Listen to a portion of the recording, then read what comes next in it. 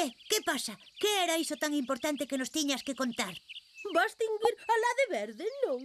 A verdade non me sorprende. Sabía que tarde ou cedo darías ese paso. O que quería contarvos é que descubrín que podo facer chamadas coa tableta. Ben!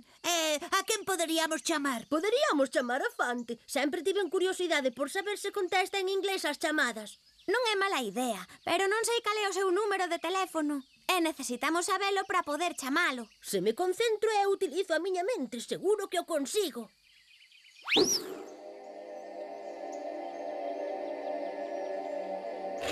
Que vas usar? Telepatía, non? Non, Tutu. Non vou usar telepatía. Vou usar algo moito mellor. O meu enxeño, que xa sabedes que non ten fin. O teu enxeño? Sí, e o meu enxeño dime que debemos ir preguntarlle. É o máis enxeñoso. Pois vaya. Pois mira, por unha vez paréceme o máis sensato. Nina e máis eu esperamos vos aquí. Fante, cal é o teu número de teléfono?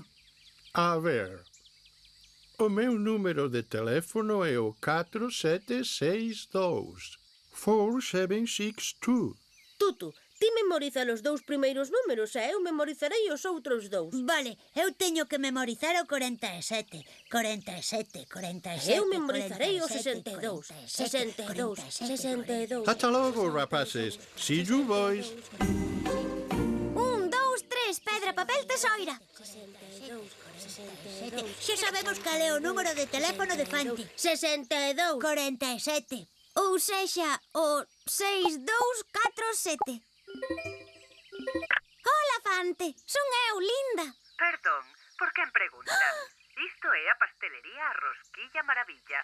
Con quen falo? Ui, perdoe. Adeus. Destesme malo número. Ah, que os números hai que dalos en orde. Pois entón o teléfono de Fante é o 4762. Diga? Fante. Hola, son Linda. Fante, Fante, Fante. Hola, Linda. Hola, Nina. Hello.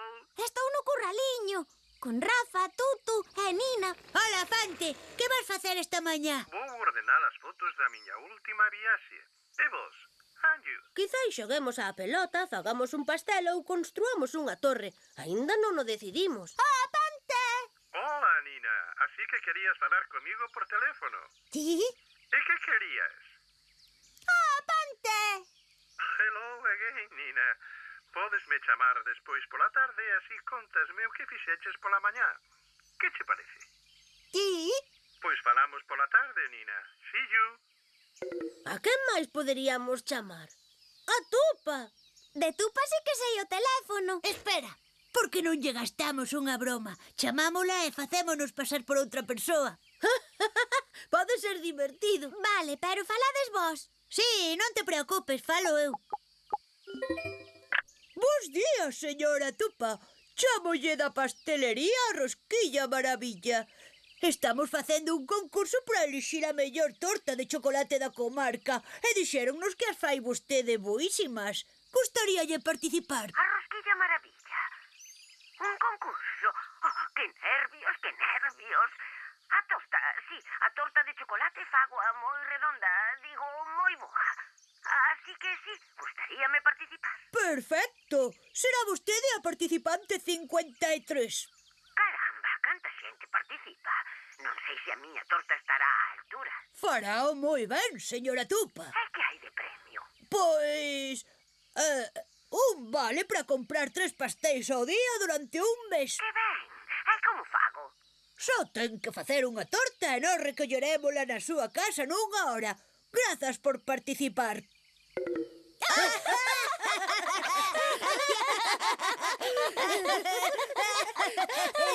Estiveches genial. Que malo és, Tutu. A pobre Tupa agora debe estar nerviosísima. Sí, dame moita pena enganala. Pero xa veredes como se nos pasa cando esteamos comendo a torta de chocolate do concurso.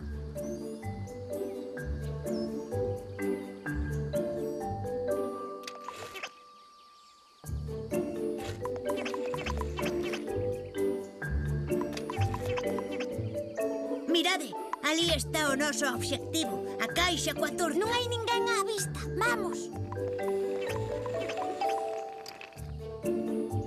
dixeron que a rosquilla maravilla.